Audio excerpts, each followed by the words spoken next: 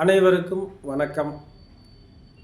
இன்று நம்ம பார்க்க இருப்பது, நேற்று நம்ம என்ன பார்த்தோம்னா சுக்கிரன் வழியாக என்ன நல்லது கெட்டதெல்லாம் இருக்குது அப்படிங்கிறத பற்றி, சுக்கிரனின் சுகங்கள் அப்படின்னு பார்த்தோம். இன்றைக்கி எதை பற்றி பார்க்குறோம் அப்படின்னா, சுக்கிரனோட சேர்ந்த கிரகங்கள். அப்போ சுக்கிரன் யாரோட சேர்ந்துருக்காரு அப்படின்னு நம்ம பார்க்கலாம். அது எப்படிலாம் பார்க்கலாம் அப்படின்னு பார்த்தீங்கன்னா, ஒரு ஜாதகத்தில், ஒரு பெண்ணோட ஜாதகத்தில் அல்லது ஒரு ஆணோட ஜாதகத்தில் சுக்கிரன் அப்படின்னு ஒரு கிரகம் இருக்குது. அந்த கிரகம் என்ன டிகிரியில் இருக்குதுன்னு பார்க்கணும். அதாவது அந்த கிரகம் இருக்கிற டிகிரி என்ன, அதுக்கு அடுத்தது என்ன கிரகம் இருக்குது அப்படின்னு பார்க்கணும். அதுக்கு பின்னால் என்ன கிரகம் இருக்குதுன்னு பார்க்கணும். இப்போது ஒரு உதாரணத்துக்கு மேஷத்தில் 5 டிகிரியில் சுக்கிரன் இருக்கார் அப்படின்னா, அந்த சுக்கிரனுக்கு பின்னால் அந்த 0 டிகிரியிலிருந்து அவர் கடந்து வந்திருக்காரு அப்படின்னு பார்ப்போம். அதுக்கு அடுத்தது யாரை கடக்க போகிறாரு அப்படின்னு நம்ம பார்க்க போகிறோம்.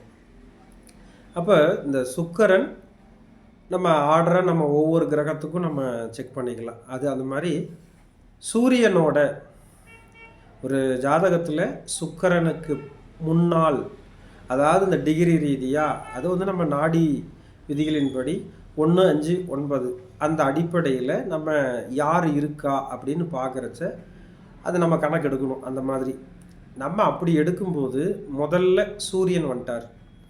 அதாவது சுக்கிரனுக்கு அடுத்த டிகிரி திரிகோணத்தில் எடுத்து நம்ம செக் பண்ணி பார்க்கும்போது முதல்ல சூரியன் இருக்கார். அப்படின்னா இந்த சுக்கிரன்னா யார்?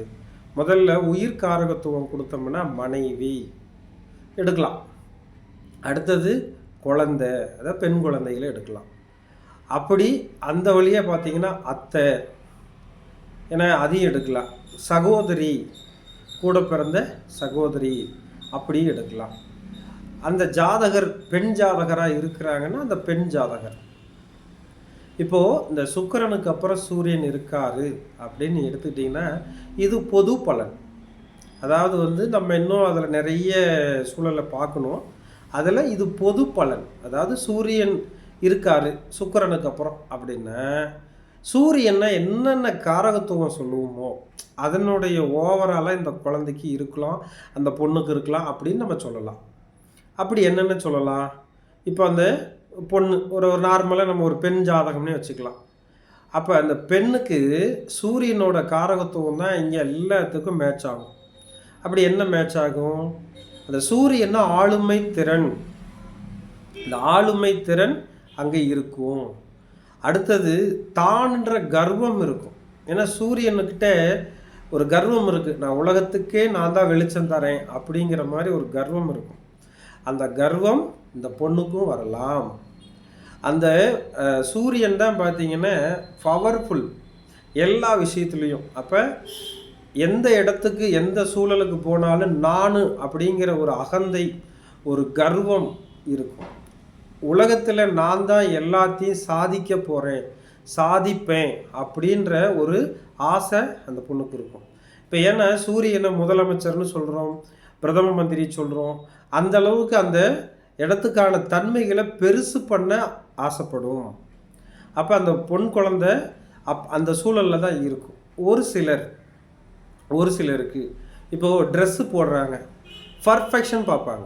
எனக்கு இப்படி தான், இந்த சூழலில் தான் எனக்கு இந்த ட்ரெஸ்ஸு தான் வேணும் அப்படின்னு பர்ஃபெக்ஷன். அப்போ சூரியன் தான் அது. அடுத்தது நெருப்பு கிரகம் சூரியன்.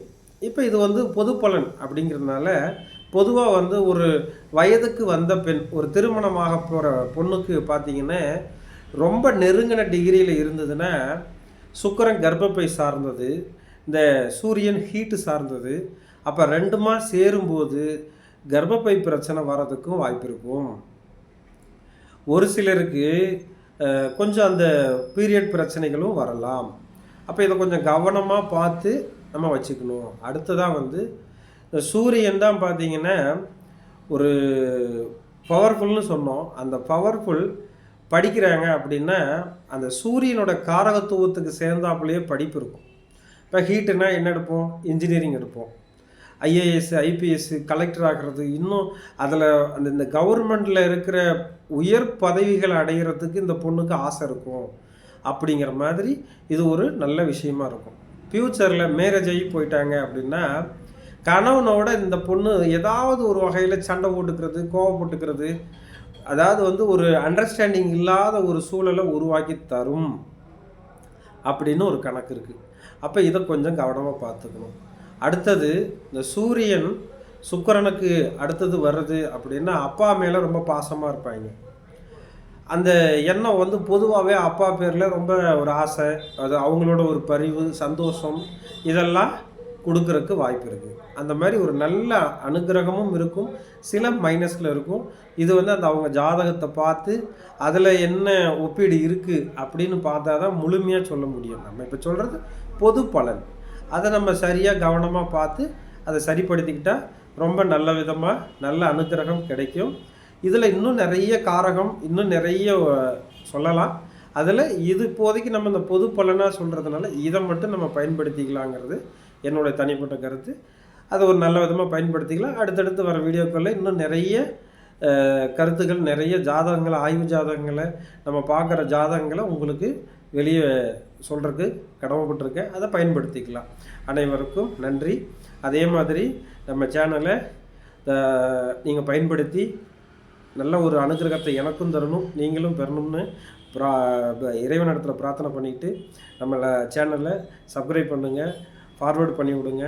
இன்னும் வந்துட்டு நண்பர்களுக்கு வந்து ஷேர் பண்ணி விடுங்க.